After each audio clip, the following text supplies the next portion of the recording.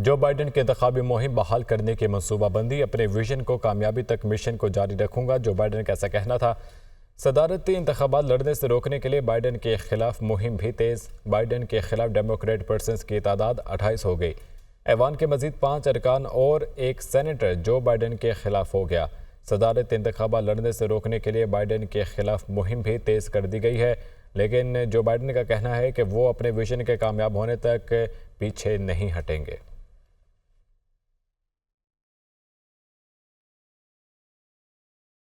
نائب امریکی صدر کیملا ہیرس کی ڈیموکریٹ ڈونر سے گفتگو۔ کیملا ہیرس کی ڈونلڈ ٹرمپ پر تنقید، پروجیکٹ 2024-25 پر بھی گفتگو کی۔ کمالا ہیرس نے جو بائیڈن کے حوالے سے سوالوں کا جواب دینے سے گریز کیا۔ کمالا ہیرس کی باتوں میں وزن نہیں، ڈونرز کی جانب سے یہ رد عمل سامنے آیا ہے۔ امریکی وزیر دفاع لائیڈ آسٹن کا اسرائیلی ہم منصب کو ٹیلی فون، تل ابیب میں حوثی ڈرون حملے سے متعلق گفتگو۔ دوسری جانب امریکی وزیر خارجہ اینٹونی بلنکن کا کہنا ہے کہ اسرائیلی قیدیوں کی رہائی کے لیے سیز فائر پر بات چیت آخری مراحل میں ہے۔ حماس اور اسرائیل نے سیز فائر پر بات چیت کے لیے آگے بڑھنے کا عندیہ دیا ہے۔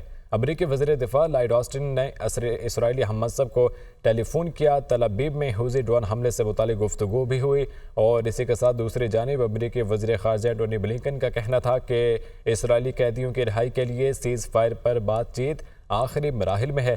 حماس اور اسرائیل نے سیز فائر پر بات چیت کے لیے آگے بڑھنے کا عندیہ دیا ہے۔ کینیڈا میں نئی تاریخ رقم، پہلی خاتون آرمی چیف نے فوج کی کمان سنبھالی۔ جینی کرینیا نے فوجی انجینئر کی حیثیت سے کیریئر کا آغاز کیا۔ 35 سالہ کیریئر کے دوران افغانستان، عراق اور شام میں فوج کو لیڈ کیا۔ جنرل جینی کرینیا دنیا کی دوسری خاتون آرمی چیف ہیں۔ تو کینیڈا میں نئی تاریخ رقم ہو چکی ہے، پہلی بار ایک خاتون آرمی چیف کو کمان سنبھالی گئی ہے، اور جینی کرینیا نے فوجی انجینئر کی حیثیت سے اپنے اس کیریئر کا آغاز کیا تھا۔ نیوز اپڈیٹس آپ نے جانی ہے، کچھ دیگر خبریں شامل کریں اور آپ کو بتائیں کہ وزیراعظم نے کابینہ کمیٹی برائے خصوصی سرمایہ کاری سہولت کونسل کی تشکیل 9 کر دی۔ نائب وزیر اعظم اسحاق ڈار سمیت 3 نئے ارکان کو کمیٹی میں شامل کیا گیا ہے۔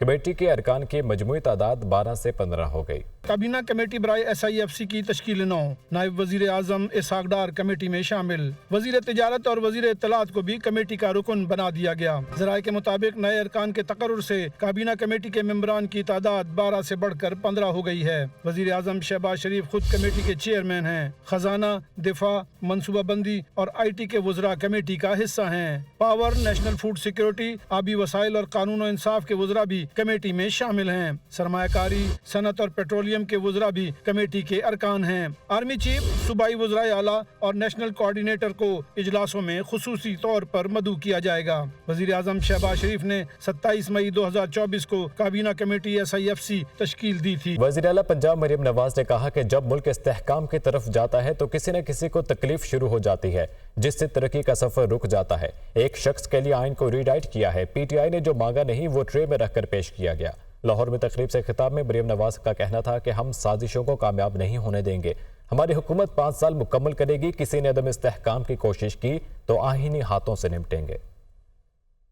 جب اس ملک میں عوام کی زندگی میں بہتری آتی ہے، ترقیاتی کام ہونے لگتے ہیں، مہنگائی کم ہونے لگتی ہے، تو کسی نہ کسی کو اس کی تکلیف شروع ہو جاتی ہے۔ چند افراد کا ایک ٹولہ بیٹھ کر کوئی ایسے فیصلے کر دیتا ہے جس سے ترقی کا جو عمل ہے یا وہ رک جاتا ہے یا وہ ریورس ہو جاتا ہے۔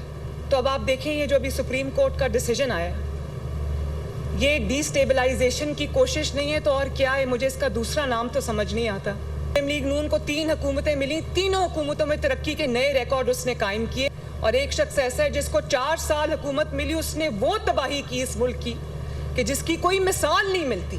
IMF کو تو نواز شریف نے وہ پروگرام سکسیسفلی ختم کر کے اس کو خداحافظ کہہ دیا تھا۔ واپس IMF کو لانے والا کون ہے؟ وہی ہے جو آج اڈیالہ جیل میں بیٹھا ہوا ہے، اپنے کرموں کی سزا بھگت رہا ہے۔ یہ تو ان سے تحریک انصاف نے مانگا بھی نہیں وہ جو ان کو مل گیا ہے۔ انشاءاللہ تعالیٰ یہ حکومت 5 سال پورے کرے گی، اور اگر اس نے کسی نے اس کو ڈی سٹیبلائز کرنے کی کوشش کی، کسی نے رکھنا ڈالنے کی کوشش کی، کسی نے پولیٹیکل انسٹیبلٹی لانے کی کوشش کی، تو اس کے ساتھ آئینی ہاتھوں سے نپٹا جائے گا۔ الیکشن کمیشن نے مخصوص نشستیں PTI کو دینے کے سپریم کورٹ کے فیصلے پر عمل درآمد کا فیصلہ کر دیا۔ کمیشن نے عدالتی فیصلے کے کسی نقطے پر عمل درآمد میں رکاوٹ کی صورت میں لیگل ٹیم کو سپریم کورٹ سے رجوع کرنے کی ہدایت کر دی۔ الیکشن کمیشن نے کمیشن سے استعفے کا مطالبہ مزید کا خیز قرار دے دیا۔ واضح کیا کہ کمیشن کسی قسم کے دباؤ کو خاطر میں نہ لاتے ہوئے آئین کے مطابق کام کرتا رہے گا۔